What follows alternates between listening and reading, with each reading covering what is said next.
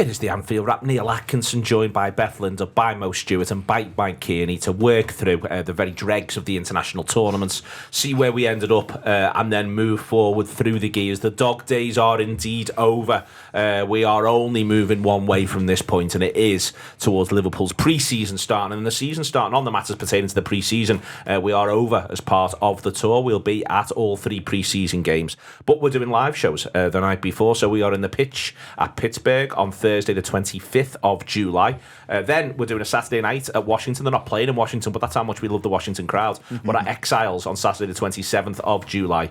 Tuesday the 30th of July, we are in Pittsburgh no, we're not. The Pittsburgh's the first one. Philadelphia at Brauhaus on Tuesday the 30th of July. And then on the Friday the 2nd, we're at Tin Roof in Columbia. Really looking forward to all of them. And Mo, you are in Philadelphia as well. Tell the people what you're doing. I am. I'm going to be putting on a little show called the LFC Crossover in conjunction with the OLSC in Philadelphia. Technically, it's two shows in one. So the first show, we're going to be talking all about LFC. We might have some very special guests to come along and talk about that with us. In the second half, we'll be talking all about Philly sports and why that's so wonderful. And I've got a good friend of all of ours, Mr. Dan Morgan, to come down and play some tunes afterwards as well. So it's a big old happy game. Plough on the Stars in Irish pub in Philadelphia, Monday 29th of July, starting 7 o'clock. How do people get tickets? They don't have to get tickets because it's free. Just turn up and come along and have a great time. Marvellous stuff. If you want to get tickets to our thing, the AnfieldWrap.com/TAW Live will do that for you. But yeah, just turn up to most things. It's all very, very relaxed indeed. Excellent. You'll see me there. Can't argue with it. Cannot argue with it. A big Monday night for everyone in Philadelphia. The summer tournaments have finished, Mo. I want to check in about our lads who played, and then we'll start with the South Americans who featured from a Liverpool point of view and how it'll set them up. Alexis McAllister, yet again a winner, becomes increasingly important over the course of the game because, if the listeners might not know, Leo Messi goes off injured. McAllister got a little bit more of an attacking role after that happens. No one expects him to be Messi. A lot of talk of him being exhausted, which did not bode well in the immediate aftermath of the final whistle. The thing about McAllister is exhausted. He is, and to be honest, it's instructive the fact that by the time the winning goal happens, he isn't still on the pitch because they've had to take him off. And if you looked all the way through the tournament, they preferred to not take him off because, like you say, he's integral. So the fact that they said, well, we have no choice but to take him off tells you a little bit about where his motor's at. I'm hoping he gets a little holiday, whatever he enjoys doing, maybe do some fishing with his brother and his dad. But it's one of those situations where it's inescapable that as it stands, he's that important for Liverpool as he is for Argentina. Arne Slot may have different ideas about what his midfield does and who makes up his midfield. So maybe there's a chance that he's not quite as integral when it comes to it for us for next season. But as we sit here today, he is. So we need to... I would say of all of the players who don't have injury concerns generally, he's the one who I'd be wanting to protect the most. What occurs to me, Mo, before I bring Beth and Mike in though on this is, I remember first 11s, first game of the season at places like Norwich away in 21-22, where suddenly you're rocking up and it's Milner, Oxlade-Chamberlain and Naby Keita as the starting 11.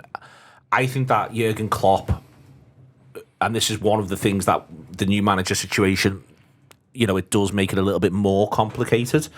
That's something that it's easier for Jurgen Klopp to do than it is, for instance, necessarily for a new manager to do. It might be that Slot just doesn't care and he's going to go from there. But if he's trying to install this is how we play, yes, he probably wants to have the players he sees leading that charge. But it might well be that he might just have to have an eye on McAllister and say, you know what, mate, you're going to have a pretty easy August and we're going to have our eye on September. Well, I wouldn't be surprised at all, because if you look into the way Arne Slot used a lot of his players at Feyenoord, and you're going to have to forgive me, I've forgotten the name of the fitness guy he's brought over, but I was reading the article in The Athletic about his methods and the way they use periodization, as it's called, where it's like, simply, if we don't think that you are going to benefit from this game, you're not playing. And training is timed meticulously down to the minute. This is exactly how much these footballers can run without going into risk.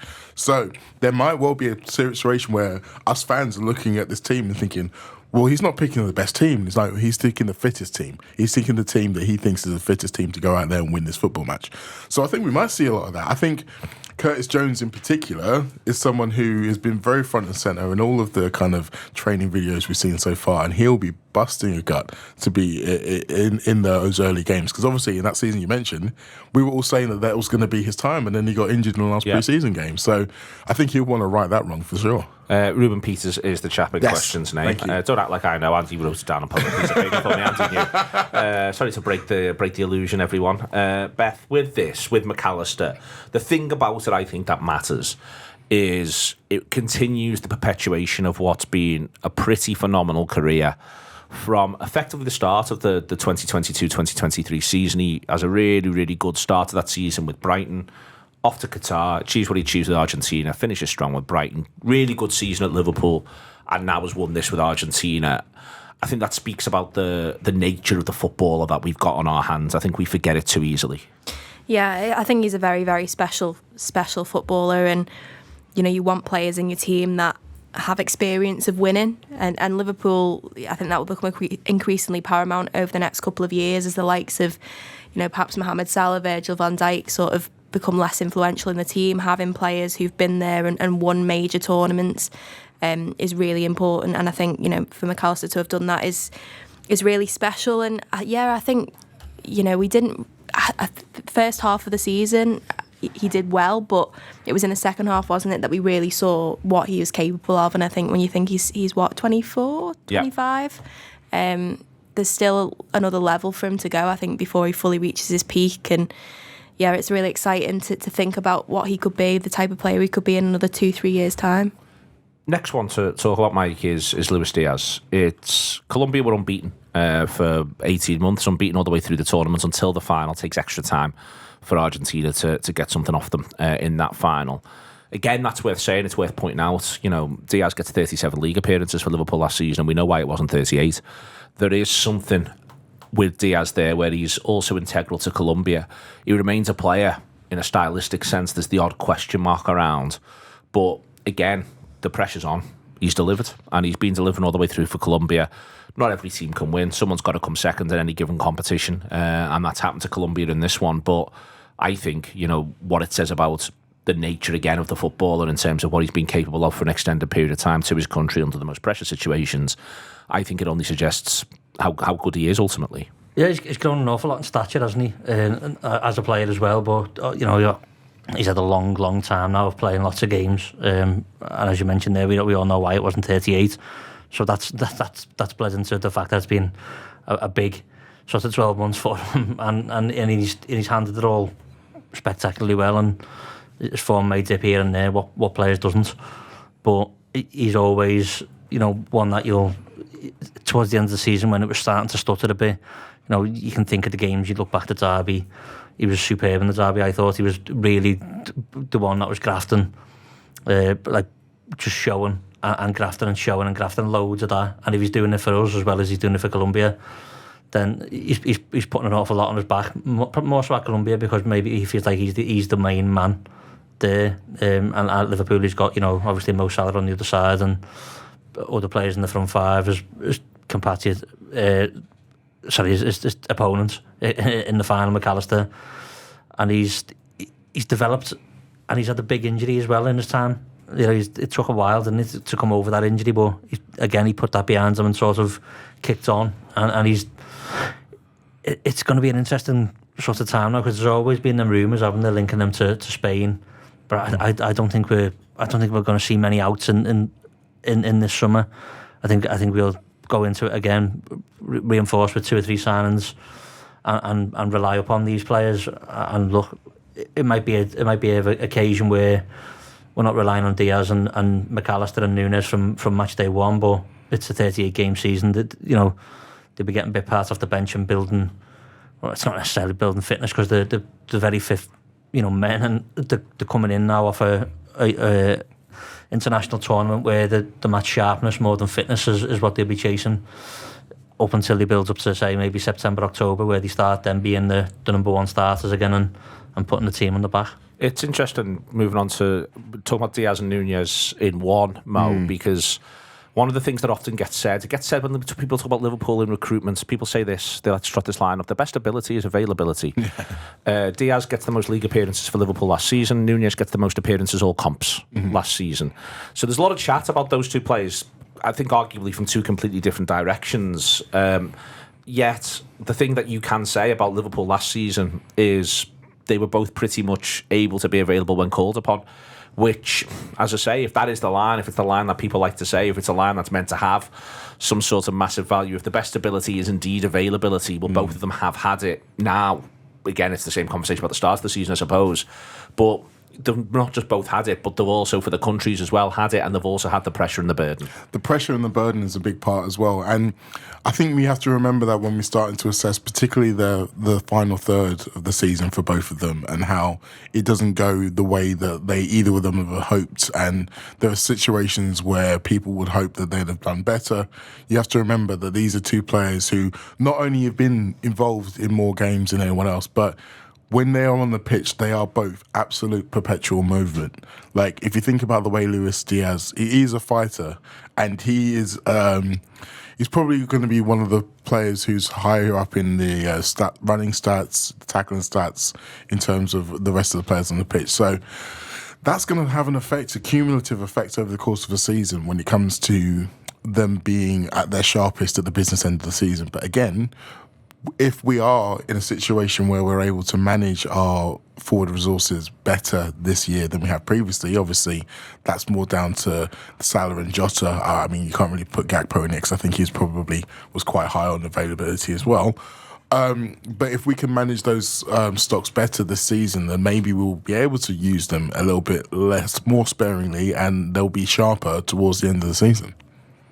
Yeah, I think that is absolutely true. And I think, just sort of touching on Núñez a little bit as well, I think he's probably the sort of player that if Liverpool hadn't signed him, you'd be looking at the tournament that he's had and some of the performances he's put in for Uruguay, and you'd be thinking, oh, he's a player, isn't he? And I think he got 2 in the tournament and 8 and 6 going into the tournament. And I think it's really interesting with Uruguay, because I feel like he always plays like the shackles are off a little bit, and I do wonder as well how much of that is down to his relationship with the manager. I mean, Marcelo Bielsa seems to really, really like him, and he seems to have a real relationship with him. Not that he didn't have a relationship with Klopp, but you do wonder with a new manager coming in, and of course there'll be people listening who think, he's had his chance and maybe he's never going to do it for Liverpool, but it will be interesting certainly to see what he can bring, off the back of a positive tournament for him with a new manager.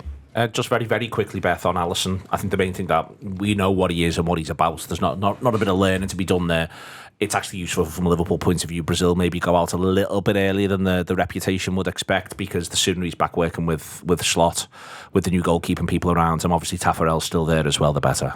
Yeah, absolutely. And I also think we've seen with Alisson over the last couple of seasons this reoccurrence of muscle injuries that he's had, and he's getting to the age now. Is he 32? Yeah. So you may be thinking, is he going to be the sort of player that as he gets older is picking up these muscle injuries more frequently, and therefore is international football going to be a bit more of a hindrance than help, certainly from a Liverpool perspective. So yeah, obviously I'm sure he'll have wanted to go all the way into the tournament, but it's nice that he's, hopefully coming back to Liverpool uninjured and riding horses as we speak. Right, yeah. Putting some steak on the barbecue or something like that, and getting ready for the new season. Moving on to the Europeans, Mike, they almost fall themselves into 3 categories: involved and out early, not involved, and go on through the tournament, or Dutch. They are effectively the 3 categories. Gravenberch straddles a couple, but we'll get onto that in a second or two. Let's start with the involved and out early. Szoboszlai and Robertson both, I think, acquit themselves well, given the teammates, the circumstances that are around them. Both are now approaching the time frame where they return to full training with Liverpool. It's one where it almost feels so long ago. The Euros feels as though it's gone on for about sort of 6 years, to be honest with you. So thinking back to that sort of stage is difficult. But I think it's one where, for Robertson, it feels like it's towards the end of his international involvement. Certainly, as at the very sort of top end, you feel a little bit like it might become a little bit rarer. With Szoboszlai, you feel as though he's just going to go on and remain Hungary's most important player for God knows how long.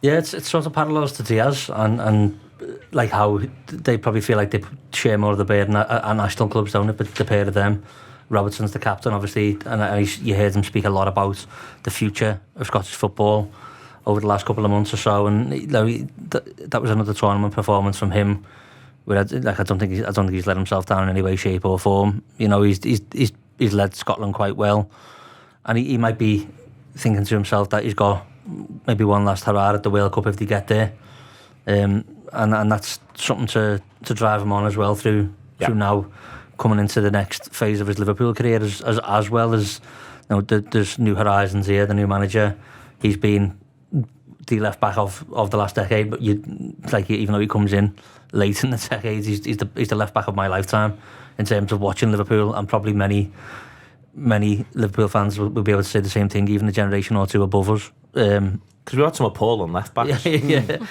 And he, you know, it's there for him to go and nail it down again this season.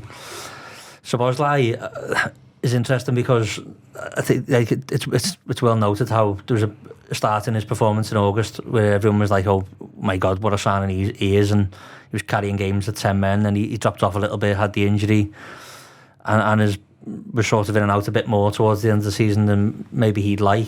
But he goes away and does what he does for Hungary all the time. Really, he's a young man. He's the captain.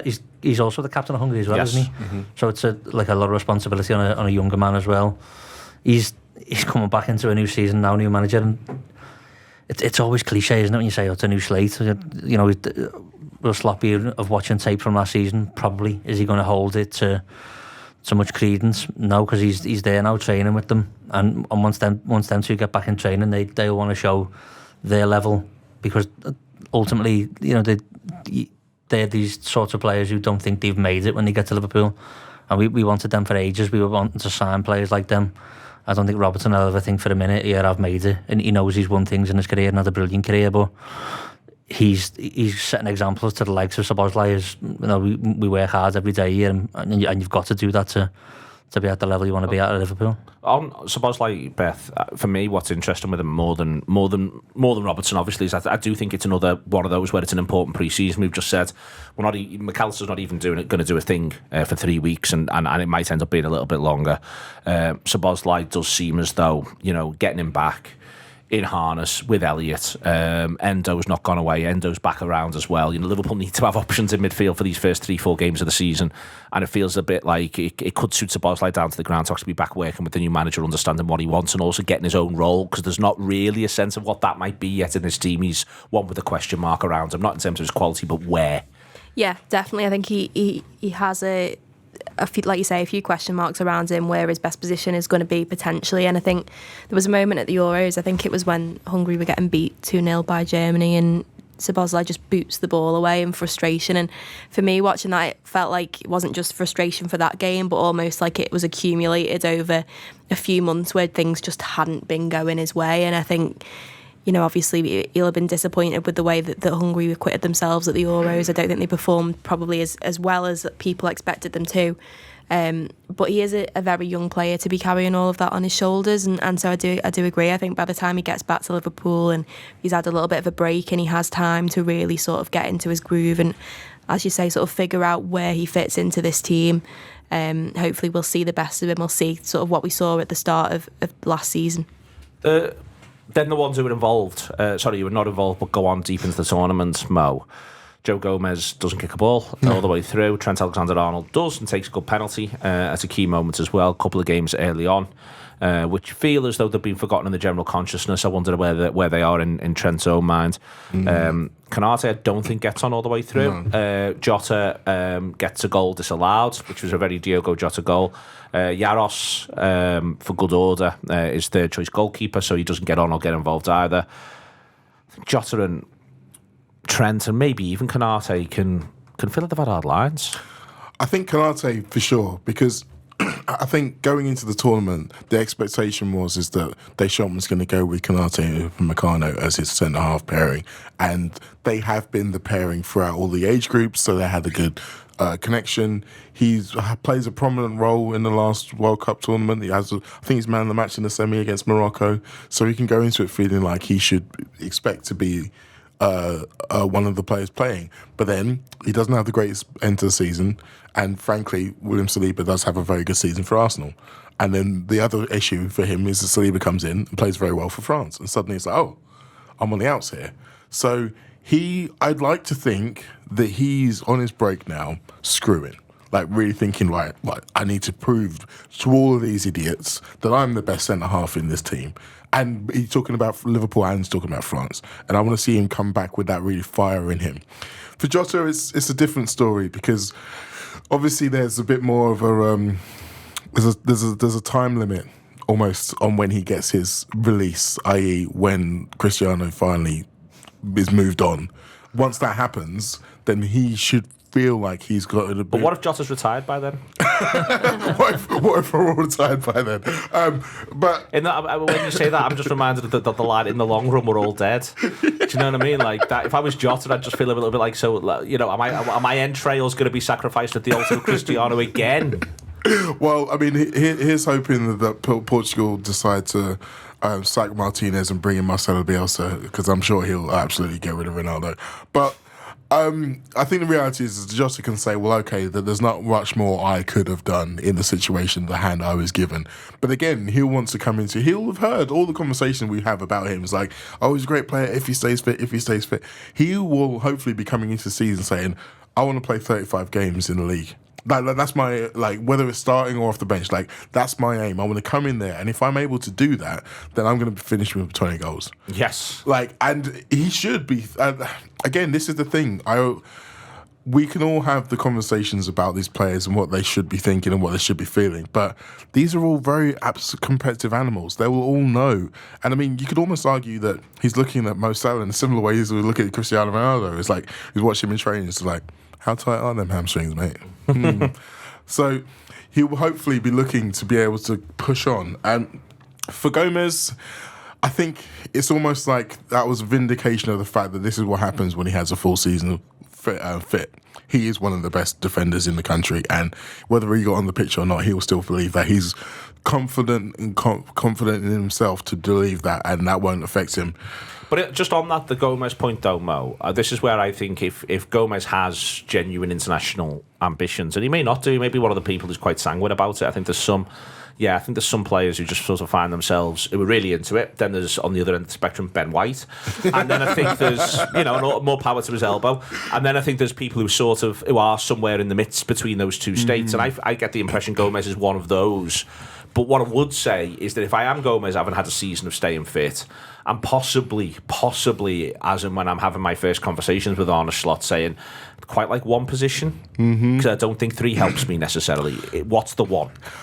Well, I think if you're asking Joe, his one is he'll still say centre back, and I think that it might be that he has to kind of suck it up for now. I think Joe's the kind of person whereas if he doesn't get what he wants, he's not throwing his toys out the pram. He's gonna be like, okay, I'll bide. And he'd rather play than not. Yeah, I'll bide my time until I'm able to prove it to you. The interesting question might be whether or not Slot has the conversation with him to say, well, look, we've seen what you can do when you stay fit. Maybe remaining with us and not going to England is the best way for that to continue. Because if you're Joe, the one thing you don't want to do is go on the September international break, get injured and be out for 3 months again. That's literally the last thing he wants. Trent, it's an interesting conversation because we're all sitting here trying to predict what we think he's thinking. And I think the biggest thing of what we're thinking is, where does he want to play? I think that's the biggest question. And I don't mean which city, because I still think he wants to play in Liverpool, not Madrid, as of now. But I mean, where on the pitch does he want to play? And that conversation between him and Arne Slot is going to be possibly the biggest conversation of all of the conversations being had in the Liverpool context this summer. Not just because of how Trent reacts to the conversation, but to what that means for the rest of the team around him. But the problem with that conversation now, Beth, is at least if it's being had in person, unless there's going to be some sort of circumstances brought about, one would think it won't be happening for a minimum of 2 weeks, if not possibly 3, like Gomez, Trent Alexander, well, all the players that we've just listed here. There isn't wear and tear out of this tournament. It's not like with McAllister where you're even thinking, what about the lows over the course of 12 months? None of them have got the wear and tear problem. But there is now the joining back up and getting back involved problem, and that's the Trent ticking clock. Yeah, and you would like to think that some of these conversations have already been had. I mean, it wasn't a secret to anyone that Trent was going to go off to the Euros, and obviously, England were likely to go deep into the tournament. So you would like to think it's not something that has just been put completely on the back burner with no conversations at all until he gets back. But maybe there was an element for Arne Slot and his staff about seeing how Trent did in sort of a midfield position at the Euros. I remember sort of speaking at the start of this tournament and saying, if Trent goes and he sort of makes that number 8 position his own, then he's got a real case to come back and say, well, listen, I've shown what I can do on the biggest stage. That's where I want to play. That's where my position is. Now we know whether, partly down to circumstance, that didn't work out for him. He obviously gets thrown under the bus a little bit, doesn't he, in terms of he's not probably played in his strongest position in midfield, and then he's sort of sacrificed and becomes the scapegoat in the group stages, and was made up for him. He got that redemption, didn't he, with the penalty? But played really well for 4 minutes. He did, yeah. A couple of cracking balls, really arrowed forward into people's feet. But I think certainly in terms of, he can't really turn around and say, well, I've gone and I've absolutely torn it up at the Euros playing in midfield. So it's almost like he's lost that little bit of leverage, I think, in terms of if that's what he wants. If that is what he wants. And I think the sentiment over the last sort of 6 months or so has been that he would prefer to be in midfield. But I think now the manager has maybe got more of a case to say to him, actually, I think you're a pretty decent right back, and we should maybe keep you there. But hopefully it is something that has been discussed at least a little bit, and it's not just until he gets back to the first day of training and it's like, oh, well, where do you want to play? Moving on towards the Dutch, Mike. We'll do Gakpo first and foremost. It can't really be much more of a positive tournament for him. Sticks the ball in the back of the net, looks dangerous, plays off what is his preferred position. I enjoyed some of his interviews last season where he effectively kept trying to say, I play left wing, just throwing it out there. He'll feel, I think, like he's performed. I think there might be some frustration, some residual frustration in the Dutch camp that they don't quite perform as they believe they should in the semi-final against England. So that might be there. But ultimately, he's able to walk away, Gakpo, and feel as though this is a tournament that re-establishes any reputation that he may feel as though he'd lost. I don't particularly think he had, but I think he may well feel as though, no, this is the football that I am and the one I can be. No, it's hugely encouraging for our point of view anyway, that he's gone away and had that tournament. It was a superb performance from him. Really put Netherlands on he was the figurehead of it, because it was him and Depay, but it was him scoring, creating chances, getting assists. Being a danger. When we seen him in the World Cup a couple of years ago, he was on Everton for them, set pieces, free kicks, but he just focused on his game, getting the ball, beating his man, looking for a pass if someone's there to pass to, putting it in the net if he can, and he did all of that, and you could tell there was a bit more of a swagger to his general confidence. I said he'd probably have hard lines against England. I'd be very disappointed if any of our defenders went in for a tackle like that and was penalised for a penalty, not being able to block a ball or shot. And look, that's hard lines. They concede to a late goal, they're out. I think Spain Netherlands would have been a good final. I thought it was a good final anyway, though, Mike. Yeah, it was a good final anyway. But I just generally thought Netherlands were a better team from the last 16 onwards, really, of England, and led by Gakpo as it was, and Gravenberch doesn't get a sniff. Maybe that's Koeman and being a bit petty when he sacked the Netherlands off, or the under-21s at the start of the season. Ronald Koeman doing Ronald Koeman things, shock horror.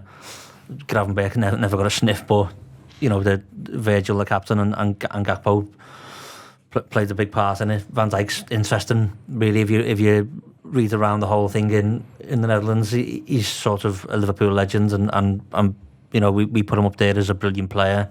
That they're quite split on him. Like it's a mad thing to see how they don't think he's ever really done it for them. It's quite weird, but he was the one that was played every game as well, didn't he, and led them there again. So it's been an interesting tournament for the Dutch, and I don't think they can feel too disappointed. They've got lots of players to develop, as we mentioned. Like, we've got one in the midfield ranks. Gakpo's only going to get better the older he gets, and as you said, he said a lot last season to play left wing. I think that's where we've probably seen his best performances at Liverpool, as well as now in the international stage. And I think Slot will be rubbing his hands, really, because not just because he's Dutch, but he'll have seen a lot of him when he was in that league as well. He's obviously Dutch as well, so he watches the Netherlands. You assumed he was watching the Netherlands games? I think he fucked them off. He was in Ibiza for a while, wasn't he? Yeah, At the time, can't be asked. Yeah, but I think he'd be really excited that we've got a nucleus there of the 3 Dutch lads that he can work with, and Gakpo's got to be really excited and bubbling for the next season. I want to take this form into Liverpool and be that main man on the left for them. That's the thing, though, isn't it? Like, Slot will be probably slightly frustrated the fact that of the 5 forwards, the 2 guys who probably played the best international are the 2 guys who want the same spot on the pitch, i.e. Diaz and Gakpo. Yeah. So he's still going to have a decision to make over who he picks, and still going to be one of them who's disappointed. The only thing is that when you get into September, there's just so many games. So August looks like, oh my God, why do we barely play a game of football? September looks like, oh my God, when don't we play a game of football? So there's moves there. But Mo, for me, there's a September international break. Do you think Virgil van Dijk goes on it? Because what strikes me is Virgil's the age he is. There is, as Mike says, this general sort of undertow of conversation around him in the Dutch side. There's also behind him, there's De Ligt, Van der Ven, there's Ake who plays to his left. They're 3 really good central defenders. De Vrij's there as well. Well, De Vrij's 32 and fundamentally shite. But I take your point. He's knocking around the place, but he's 32. And what I wonder about is if you are sort of Van Dijk, do you just consider saying, let's leave it to them now? Because it seems to me there's the potential bit of spoke. He made some remarks that I thought were quite suggestive. He's talked post the injury, the bad injury. He's talked about how his minutes need to be managed. He talked about that post Qatar as well. It was happening a bit last season for Liverpool, but Liverpool can only do so much. If Virgil van Dijk wants to play big league games and big Champions League games, and they're coming back to back, does he have to make a call somewhere else about what's important to him?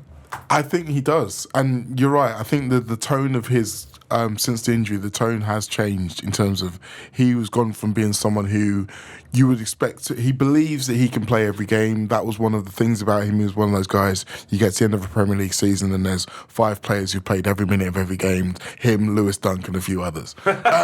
And now it's different. And I think to a certain extent, when he first started talking about it, it was with in mind of being able to play the big games for Liverpool and still lead the Holland in big tournaments. But as you say, now he's had 2 big tournaments. He's led them in 2 big tournaments. Yes, and in both times, I mean, obviously they are very unlucky against Argentina in the World Cup. They look like they're going to knock them out, and then obviously the tide turns, and the same thing happens against England. And you could argue, say that, well, you know, everyone's unlucky with what we were saying before. Like, there's only one team who can win every tournament.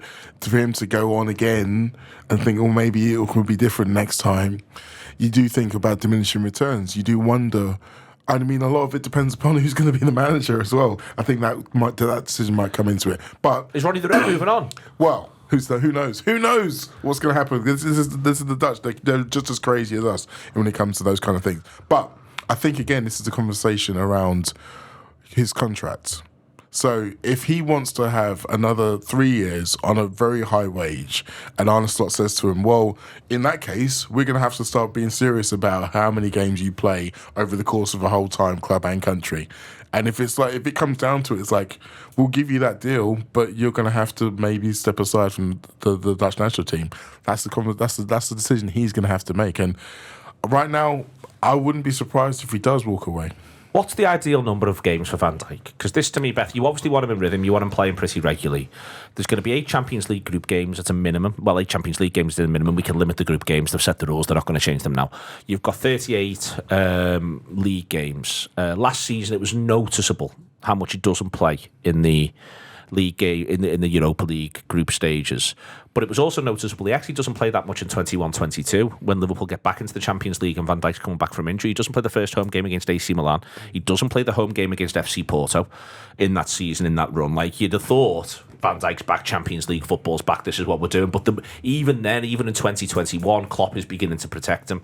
So the question is, to Mo's point, there was a period of time where the number of games Van Dijk plays was every, and now it's shifting a little bit. So what is the ideal number of games for Virgil van Dijk over the course of a season? Because he's not going to get subbed. No. Say if you say 60 games is the games. That's a successful season. You're in business if you're playing 60.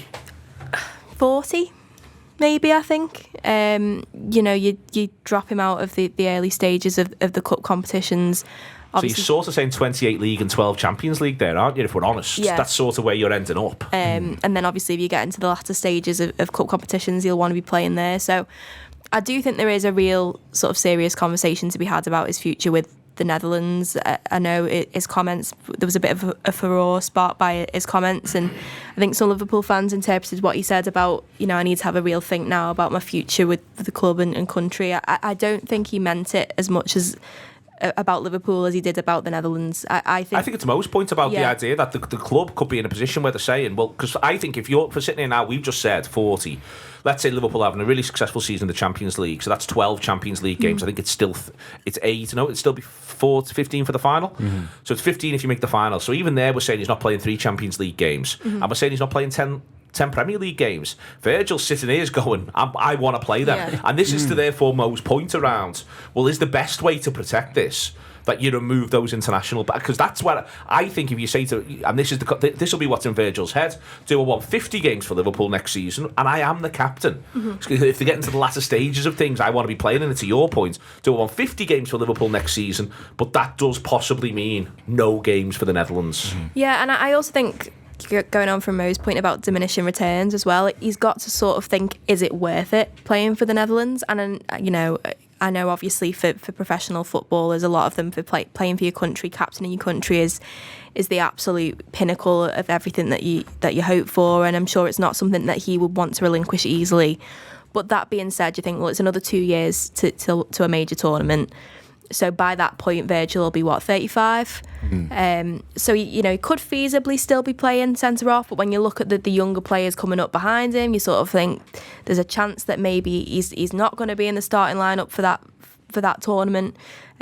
Even if the Netherlands sort of get there and go on a good run, they're probably not going to go into that tournament as favourites.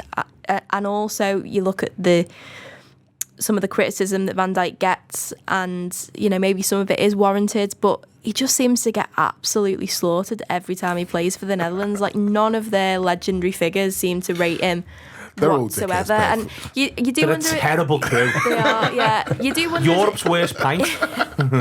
Is it a bit like the Robertson factor with Scotland, and the fact of they do so well for the clubs, and then when they don't sort of hit the absolute heights for the country, they get berated more than anyone else. But you do think, if you're Virgil, you're sort of thinking, God, is it worth the aggro? Like, is it worth me just getting slandered at every turn? When he could potentially be saving himself and as we say, then playing a few more games for Liverpool. It's striking to me, Mike, in this conversation about, for instance, where's Virgil's offer of legendary status? Because there is a general consensus that spans the generations that he's probably an all-time Liverpool 11s at centre-half. This is not, people who are our age or my age or younger like you, Mike, or younger again like Beth. This is like the general consensus is he is in all-time Liverpool conversations as a centre-half. That is an astonishing place to be. But there's also a bit of lineage here. Hansen didn't get anywhere near as many caps or recognition for his country as you'd think. Lawrenson, I think, doesn't get 50 caps for the Republic of Ireland, and he's one of Liverpool's all-time great centre-halves. Carragher doesn't manage to, and he's Liverpool's second highest ever appearance holder, a genuinely great, clever footballer who worked his way through games. Carragher doesn't get international recognition as well. I almost would like to get Virgil in the room, sit him down and go, what legendary status do you want? Because, my God, you've got it here already, but you can deepen it with 3 more years. Yeah, I mean, I know for a fact, without knowing Jamie himself, like, if you asked him, he would say that the things he did with Liverpool meant more. So it's all on that for Virgil, really. Like, he wanted to move badly. We delayed after the sort of messing around we did with them in the summer, and he comes in the January anyway because he still wants that move, because he wants to be a part of that Jurgen Klopp of Liverpool, and my God, was he. And now there's this huge sort of change, having been sort of, as we now know, dropped on them emotionally at the same time as us. It's a long thing to process, and look, we were right in the chase for all of it towards the end of the season, and then you've got to deal with dropping away in the league, a real stinker in the Europa League, and then not getting there in the FA Cup either. But he's had all that, and then gone away with the Netherlands, where, as you say, like he gets slaughtered by everyone who he will have grown up thinking you're a great footballer, I love you. My dad loves you, and then they're all of a sudden just saying, I don't think he's that good, you know. It's like, mate, you couldn't have got past him on a motorbike, never mind, like, with your actual legs. He's like, he's a colossus of a man, a brilliant centre half, great footballer, and as you say, Nick, goes across it goes across generations. So that's for us, but it's Virgil van Dijk, as you said. You want him in the room, you want to ask him. I do. I can see him just go and look. It's Mickey van der Ven's time now, and I'm going to be 35, and I wish I was 33 going into this World Cup, but I'm not. You know, it's just the way it works. I'm now not going to take the build up. Is what I think I'd be thinking to myself if I'm Virgil van Dijk. I'll let the build up to this tournament be the next generation. I've had two pops at the arrow, and you know, we didn't really get any joy out of that and legendary status out of that, and I can now go and do 2, maybe 3 years at Liverpool if my body holds out, and put another couple of trophies in, you know, on my personal haul as well as the club's, and write myself into history. And as the guy who lifts them, Yeah. I think that's a really important point as well. So talking back about the international and club thing, the only guy who's probably in the all-time for Liverpool and in his country is Kearney. Like 100 cap Steven Gerrard probably isn't, which kind of tells you a lot. So if you're tracing that, then it might just be something that's just never going to be there. And the other thing about this conversation, what you said before about him not being subbed off, I don't know about that, you know. I feel like that might be something that comes into the conversation, because we saw, again, different manager, different regime, might be different. Joel Matip, someone else who's had lots of injury issues. That's fair. Towards the end of the season, or in fact, pretty much throughout the season, he was getting subbed off on 78s quite a bit. And that was probably with that in mind, to say that we want to be able to use you, we want to keep you fresh, and so he would have seen that as a tactic, and he would have probably had his own thoughts about it. I also think, in terms of the international retirement, it's probably due with putting in a call to two of his old mates in Henderson and Milner, because they went about it 2 very different ways. And Milner, you could say, absolutely extended his club career. Henderson chased that international career to the point where it probably did him some damage. Okay, in a minute or two, we'll talk about lads we've been linked to in their tournaments and whether or not we can take much from it. But before then, John Gibbons went away and spoke to the Oliver King Foundation for us. Here he is. It's the last day of term. Everyone's ready for the summer holidays. The children are all packed up with all their books and stuff ready to go home for the summer, and the teachers are about to let all the children out.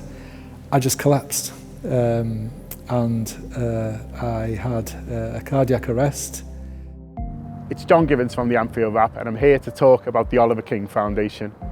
Now, many of you will know about the Oliver King Foundation already. In fact, you might have seen the recent Nivea Men Dear Liverpool video, which was all about the foundation and its founder, Mark King. But we wanted to find out a little bit more about the work that they do and the lives that they've saved. So we went to a couple of organisations, Nivea Men and Liverpool Football Club, to see the training being received for using these defibrillators. And then also we went to a school where the head teacher's life was saved by one of the defibs supplied by the Oliver King Foundation. Dear Alex, the Nivea Men team were so moved when they heard about your Live in 7 actions. The care you provided for John on that day in the most difficult circumstances is truly inspirational. We know that even with your actions, John would not be here today if it wasn't for that defibrillator on side. So with this in mind, Nivea Men are going to make a donation in your honour to the Oliver King Foundation to ensure even more defibrillators are accessible, and we will be using our platforms in the months ahead to help raise even more awareness for the incredible work that they all do. Your story is truly special, and it was a pleasure to surprise someone as caring as yourself. Thank you. Yeah, That's nice. I will also do a donation to the foundation. Yeah? Yeah. So just to add, the Nivea Men are here because the Oliver King Foundation are bringing a defibrillator with them, and better still, they're training all the staff here who want to take part in how to use it. So we're going to go inside and see what the training is all about.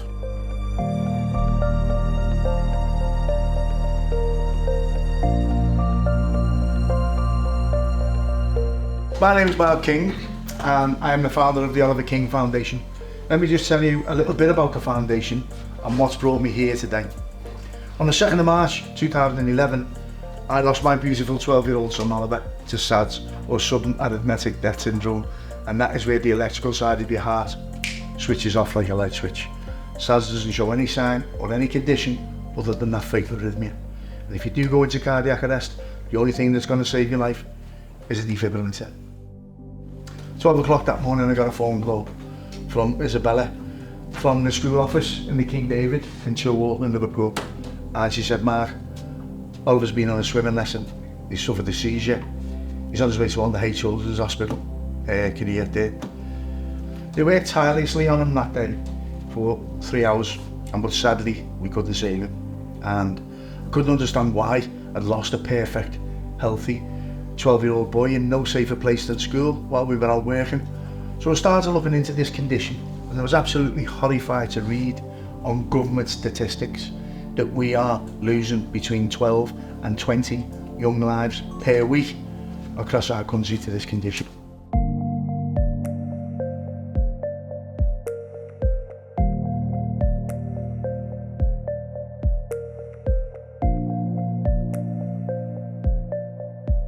What I think is great, Mark, is that you woke up this morning, you've done 2 sessions, and now there's 40 people who know how to use one of these that didn't this morning. That's amazing. It's absolutely fantastic, mate. Nivea men have backed us a lot over the past couple of months, and we've trained about 40 people here. We've certificated them all up. We've given a presentation. We've terrorised them for a few hours. And we'll be on our way home in 10 minutes, you know what I mean? And it's just a normal day in the Oliver King Foundation. So how many of these have you delivered now? We've just done just over 6,000 of these personally. Myself, so I've been as far north as Stornoway, as far south as Portsmouth. We've trained over 135,000 people to use them. Incredible. But we've saved 73 lives. Just finished the training here and it was so interesting for everyone in the room, so many questions, and people going with confidence now that they can use these machines, heaven forbid if they ever have to use it. So fascinating to come down, and we're going to go and find someone else now who's going to benefit from the work that the Oliver King Foundation do. Today we come to Anfield to see more of the brilliant work Mark does.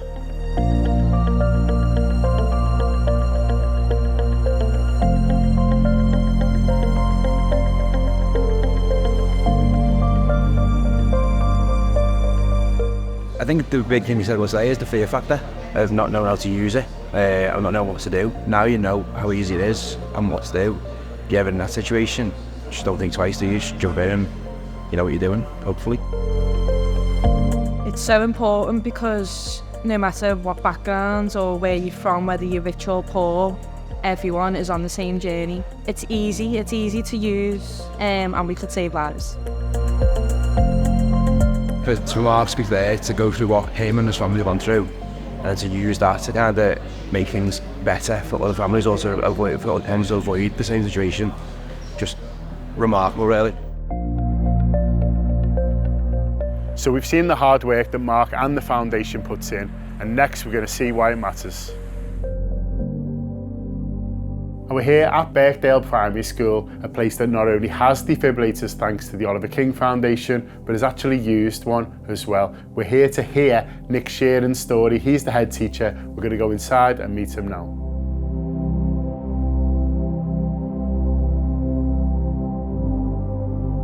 I had a phone call from a gentleman called Mr. King, who wanted to talk to me about, obviously his son had recently passed away.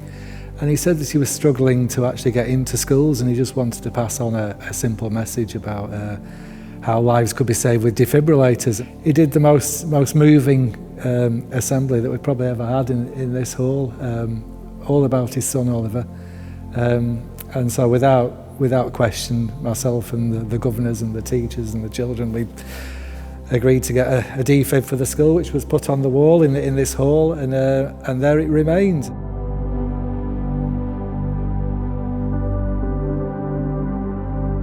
Fast forward to late last year when it's the last day of term. Everyone's ready for the summer holidays.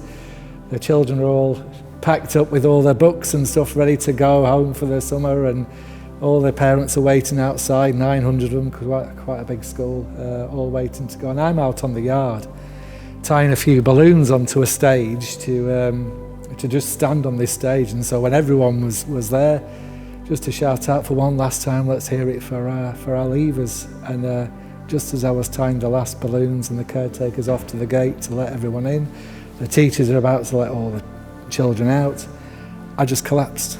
And I had a cardiac arrest, of which there's very small percentage of people come back from. It's different to a heart attack. It basically needs an electronic signal to bring you back, and that really needs to be through the use of a fibrillator.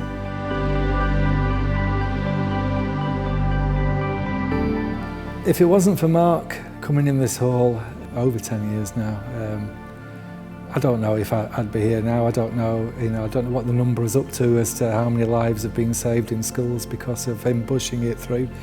And I know now it's legislation for it to be in all schools, but certainly, obviously, it's a success story. But I've got 3 children, I've got a wife, I've got 3 cats, I've got a fantastic school and amazing staff. I wouldn't be here if it wasn't for the work of Mark, and I'm so glad I invited him in on that day to do his thing, and I'm so proud of what he's done to go on, and obviously with a great weight on his shoulders that he's carried with the tragic loss of his son, but he should be so proud of the army that are behind him, the support that's behind him, and everything that he's done. So yeah, I'm daily, by minute thankful for everything that he's done for me. Defibs save lives. We've literally met someone today who that is the case for, and they can continue to do so, and Mark King will keep working so that happens, but you can help too. It's the oliverkingfoundation.co.uk if you want to donate or just lend your support, and anywhere that you feel like you should have one, do your bit to make that happen. We can all keep saving lives together. Thanks so much to Nivea Men for helping with this video, and everyone who we've spoken to.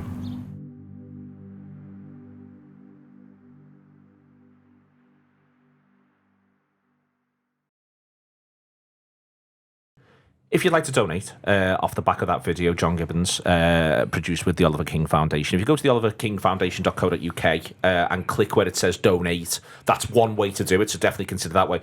In the show description, wherever it is you're watching this, and on socials, we'll put a link in that takes you there with one click to what was being spoken about there. But if you're just listening to this and you're making a mental note, the oliverkingfoundation.co.uk, so obviously at the start of that, the oliverkingfoundation.co.uk, and then click where it says donate, you can go from there.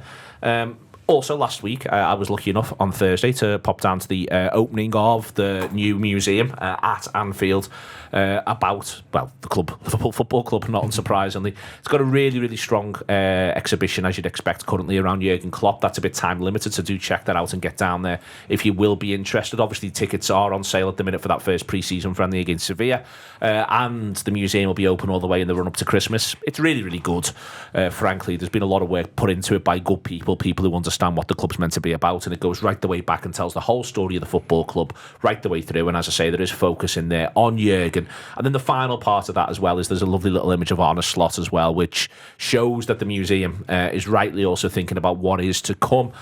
Someone told me, I think it was John, told me that Slot's wife went in and saw it and actually got a bit emotional by the end, because it was a bit like, this is what we're joining up to, this is what we're signing up to, which is a lovely thing to hear, because that is what they are indeed signing up to. So do check the museum out. It's a really good thing to take people if they're visiting into the city, especially if they love the Reds. So do have a little look at that and go from there. I want to talk about the lads we've been linked to think about the future, Beth, and the tournaments they've had. The obvious place to start. Everyone in Europe has been linked to him. Everyone in Europe will be linked to him if they're of ambitions. He has a great tournament. He's in the running for player of the tournament. It rightly goes to Rodri. But Nico Williams scores in the final, is integral to everything that Spain do well. Everyone knows about the release clause. Everyone knows about the wages. He couldn't have done more to justify the wages, and he couldn't have done more to make the release clause look like a bargain. No, I think he's probably a player coming into this. Obviously, he has a good season at club level, but I think he really announced himself to all of Europe, didn't he? And probably surpassed expectations in terms of what he did on the pitch. Exactly the sort of player that you would think Liverpool would be interested in. Young, exciting, international pedigree as well. Plenty of experience under his belt already at 22. So Yeah, he's certainly someone I'd like Liverpool to look after, to have a little look and see if he's available. I think obviously Barcelona seem to be sniffing around pretty heavily, and he's obviously got that connection with Lamine Yamal on the other side, and yeah, it's one of them. I'd love it to happen. The wages is maybe one of the reasons why I think Liverpool maybe wouldn't go there, because he'd be coming in at what, Liverpool's fourth highest earner, maybe. Depending on what happens with Trent, he could be second. Yeah. So, that's maybe not going to be the most popular approach. It's not a very FSG approach, but if you want to sign the best talent in the world, and maybe sometimes you have to make a sacrifice here or there. So, yeah, I've been massively impressed by him and what he's done, and will be interesting. I do feel like he could be going Barcelona, but then again, you look at their financial situation, and if another club were to come in and make a swoop for him, then who knows? I mean, he's a fantastic footballer. I think we can all agree that he's someone who we're going to be saying in 2-3 years' time that he's going to be in the upper echelons of Ballon d'Or conversations.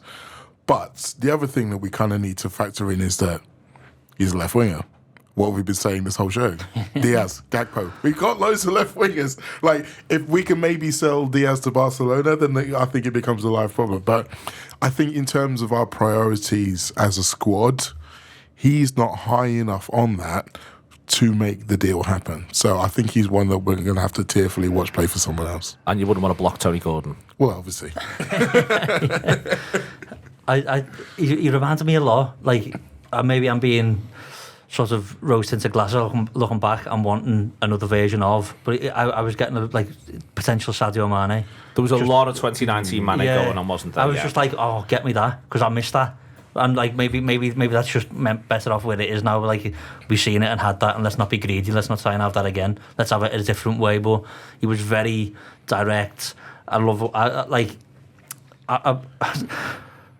be a bit concerned on a European stage if we got to Barcelona and then thinking, oh God, they've got Williams and Yamal, because amazing. And if anyone's got a spare billion, let us know. We'll have Yamal. The bio clause is mental. But if anyone else got a spare billion, text in. I just got the vibe of like, oh, I would love to see this player playing for Liverpool. Yeah. Like, he's superb, and if it can be done, let's do it. But if not, let's as Mo was saying there, we've got Gakpo and Diaz, and that would be some headache to have if you throw Williams into that mix as well, and maybe let's do it. But maybe let's just see how it works.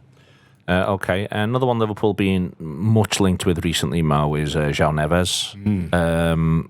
It doesn't get to do a great deal, and if you were sort of not concerned because he's a young player, remains a very young player, but Paulinho was getting selected ahead of him for some of the time in that Portuguese side. But then this is back to the idea that we've all generally agreed that Cristiano Ronaldo was getting selected ahead of Diogo Jota. I mean, you can't hang yourself. Pepe on this was stuff. still playing. Pepe was still playing, exactly. Yeah, Inacio was on the bench. It's now that we've put all that in order, it's quite. Anyway, there is with it, Mo. I think it would have been nice to have seen more of Neves be able to sort of grab the tournament a little bit. I think he's one where Liverpool have been linked. It's a shame we didn't get to see more of him playing in the Euros. I think so, and it's interesting you mentioned Paulinho, because I think that he's going to follow a very similar trajectory, in as much as he's currently playing Benfica, isn't it? And he's one of those players where you're like, someone's going to take a punt on him from a bigger European league, and suddenly he's going to become a superstar. But if you look at the prices being asked for him, he's arguably already a superstar. And he's another one of those players where you can see he's got the technical ability, he's got the nous. I think it's probably I'd like to see him tested at a higher level if we're going to be paying the amount of money that Benfica want for him. But how does that happen? Well, this is the question. I don't know how it happens. I don't know whether they played Champions League football last season, Benfica. They played 6 group games. You're almost certainly doubling his price from whatever your Benfica sell him at as well, if he does go and prove himself at a club somewhere else. I don't think you can double it to 200 million. I could be wrong. Million, yeah, you're asking 100 million for him, Mike. Fair enough. I thought it was like 50, 60. No. But I mean, the thing with... I can't, off the top of my head, remember who was in Benfica's group, but they weren't the worst team in their group. So there would have been 4 games, really, against a high-class opposition. So it's another reason to be pleased about the Swiss system. This, Mo, go on. Yeah, so maybe another season of Benfica where you've got more games in that system and you can test them against more people. But again, you look at our midfield and you think that, yes, there's probably a space for someone with his skill set, but is there actually literally a space for him in the squad? I.e., are we going to have to lose one of our midfield stocks before we can bring in someone like him in? And again, prices that are being asked, yes, he's obviously a young player, so you can think about it as an investment. But I just think with the team who we've now got back in charge, this doesn't quite feel like a Michael Edwards style move. If we were buying him when he was 17 and he cost 30 million euros, I'd say yes. But now I'm saying it's probably going to be one that goes somewhere else. I think he feels a little bit more Man United than us, unfortunately. I think it would depend entirely on how highly the club rated him. We know that they're not afraid to spend big money if they feel like the player is the right player for them. We saw them obviously go in for Caicedo. That's something we don't see them do often. It's something that certainly with sort of Michael Edwards back at the helm, I don't think Liverpool will be doing very frequently. But if they, I think the going rate now for a good defensive midfielder is upwards of 80 million, isn't it? Unfortunately, because of the paucity of really elite players in that position across Europe. So I think if Liverpool felt he was the right player, then, I wouldn't be surprised to see them make that kind of move. But I just don't think he's a very FSG/Liverpool player, unfortunately, because I think he could be very good. As next sort of one on this is that Liverpool have been consistently linked, Mike, with someone like Dani Olmo. Olmo and Liverpool's one of those recurring links that never feels like it's got quite enough in it. And this is a tournament football point. Olmo himself now is 26, going on 27. He's not a young man. He feels like a young man. He's felt like the coming man, but he's felt like the coming man for 6 seasons. I'm sort of struck that Liverpool, to the point that both Mo and Beth have made now about two sort of separate players.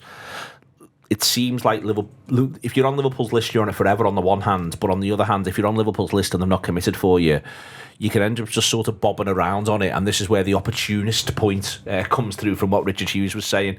I suspect there's a number of players that if Liverpool could cut a deal on, they cut a deal on. But the reality is that they'll make genuine sort of strides for ones who do really get their attention, and it feels like players like Olmo are now just sort of not even the next cab off the rank. The rank's finished. There's no more queue. It's all over. Yeah, we've seen how we're like when someone makes a move for the player on that list, we'll just go and beat them with Luis Diaz and Tottenham in the couple of Januaries ago now. He's a lovely footballer, showed some brilliant touches. It ends weirdly top scorer, does he? Because of the assists. Yeah. Or have they done that split thing? There's a split them, which is it's not Cristiano Ronaldo. Yeah, the split that thing. That's the right thing to do. Yeah, so he's in amongst that, and he never started the tournament. Comes in and ends up being really, really good for Spain. Gorgeous footballer. Could see all the reasons why you'd want him in your football team, but don't think it works for Liverpool at this point. And as you said there, if it was going to at any point, we're probably talking about this 2 years ago, 3 years ago. It's a. I don't know how much of it is we were linked once and that hasn't he had a good tournament and couldn't he do things well for Liverpool, and it's floating around because of that. And we all like watching good footballers, and as I said, he looks like a really good one. But maybe there's a 23-year-old lad somewhere that we've not seen yet that is doing similar bits to him at the same age, and we just go for him instead. There was Calafiori links at the start of this, Mo. He's now looks likely to be going to Arsenal. What's really interesting is Arsenal are really haggling, it looks like, on the payment terms. Really, really haggling on the payment terms. Bologna want the cash. Thank you very much indeed. Arsenal are having to, or are trying to, maybe with an eye on other deals, maybe with an eye on their own sort of PSR, maybe with an eye on the cash flow, but they're really looking to cut the cloth accordingly. Again, in the sort of wider conversation now, the dog days are over. It is the first day back. We're expecting to see some movement in the transfer market. I think United have just done Zirkzee. It's that's arguably the first time someone who's not PSR related has blinked. You can maybe class Villa now in that, because the Onana move might just clarify as an inverted commas a definite proper transfer. But I'm struck by, we'd have all expected a little bit more by now. The idea that every Premier League side, within reason, for one reason or another, will be looking to screw value down on every single deal, I think is something that will surprise the European market. I don't think they're quite used to perhaps the version of Premier League clubs they're about to get this summer. True, agreed. And I think with Arsenal and Calafiori, I think there's almost an acceptance from Arsenal that they know that Bologna absolutely don't want to sell him to Juventus. So that gives them almost like a little bit of a more leeway to say, well, how badly do you not want to sell them to Juventus? Do you want to sell them 40 million badly, or do you want to sell them 45 million badly? And yeah, like you say, we are, as a league, all having to think about this, or looking like we're thinking about this a little bit more. And that's a problem for Europe, because we are their payday. No, it's the pyramid now, in a really odd way. We talk about the pyramid, and we're right to talk about the pyramid. The pyramid matters, and there's loads of demonstrations recently with England as to how the pyramid matters, what it can do, and how development can work. But the cash flow now that English football does, the Premier League does, that cash flow obviously goes to clubs, goes to players, goes down the pyramid to some degree over a period of time, comes through development academy talent, but it now also literally subsidises a fair amount of European football. That is just the reality. Yes, it is. And the only other way things start to move, so many other clubs around Europe, they are still needing to sell before they can buy. They've still got lots of players that they're looking to offload. I mean, for example, Juventus, they were linked with Sancho. They're probably going to be linked with Dani Olmo because they are looking for another winger. But they're also trying to flog Chiesa to anyone who will take them. And the whole Saudi question is still kind of live, because people still don't know whether or not that's going to be another avenue for people to come in, and whether they're going to suddenly be the ones that everyone can get higher value for their players from. But as it stands at the moment, everyone's having to wait to see what we as a league start to do. And the Xerxes one's interesting because United have paid a slightly higher fee in order to get a slightly more favourable instalment package. So they're paying more, but they're paying it, spreading it thinner. So that means that everybody's kind of happy. So there might well be more negotiations needed. However, if there is one club out there that's willing or able to buck the trend, then they might be able to get some serious value. So going back to that whole Richard Hughes opportunistic line, which has been kind of interpreted in 15 different ways, that might be another one where you can throw it in there, where it's like suddenly if you've got a deal like a Calafiori that's been lined up, because don't get me wrong, I still 100% think that Calafiori was on Liverpool's list, or is on Liverpool's list. I'd like to know the reasons why they haven't been as active in this as Arsenal are. But if there is a situation where they're like, well, okay, well, that deal looks like it's breaking down, then maybe we go back in there and give them an extra 2 million and see what they say. Yeah, I think it will be really, really interesting over the next few weeks. It does feel like it's been a really sort of slow summer to date, doesn't it? And it does feel like now, with all the international tournaments over, it is going to be real sort of heating up time. I do think it's weird. I think that the market has been inflated so much that it's weird to think of clubs, Premier League clubs, now actually sort of saying, "Hold on, we're not gonna splash 100 million because we physically can't afford to." So it will be interesting. I think the Calafiori one, I was really surprised actually to see Arsenal sort of looking like his most likely destination. The Liverpool rumours did seem to have legs a little bit, and I would sort of say, you look at Arsenal's centre-half pairing and you think, is he going to get into that? Of course, there's a lot of games to be played and stuff like that, but might go left back as well. Yeah, might do bits and pieces of left back. True. Because Zinchenko is Zinchenko, isn't he? I think it's been an odd. Often when it feels like a player falls out of favour, Beth, you can see it. Yeah. Whereas the Zinchenko thing just sort of feels like everyone's just got bored of each other. Yeah. It's like a relationship that's just petering out rather than the idea of a breakup. Yeah, he's and he cries a lot, doesn't he, as well? So it's all a bit sad. But no, I do think it will be interesting to see how things work out over the next few weeks. It will indeed. It is going to kick on from here one way or another. Everyone's going to work out what they think everyone's worth, which I think will be a starting point and move this whole thing along to an extent. It's been an absolute pleasure. Thanks a lot for John with the insert there in the middle. I hope you enjoyed that. Thank you very much to Jordan for looking after the images, if this is on YouTube, and Andy for looking after the sound, which happens on both. Unless you've got a really weird YouTube game where you just whack us on, put it on mute, and then go about your business in the background like some sort of screensaver. Subtitles, yeah. But I mean, honestly, it's a nightmare for me. It's an absolute nightmare for me. I am confounding the robots, Mo. The algorithm does not want to know where I'm concerned. It's been a pleasure as well with Mo, with Beth, and with Mike. It has been the Anfield Wrap this week. The end of getting a bit of a break and breathing in and out, and the beginning of one long sprint. I always say it's 800 metres, 400 metres, laps of the track as quickly as possible. We're now at the blocks. See you later.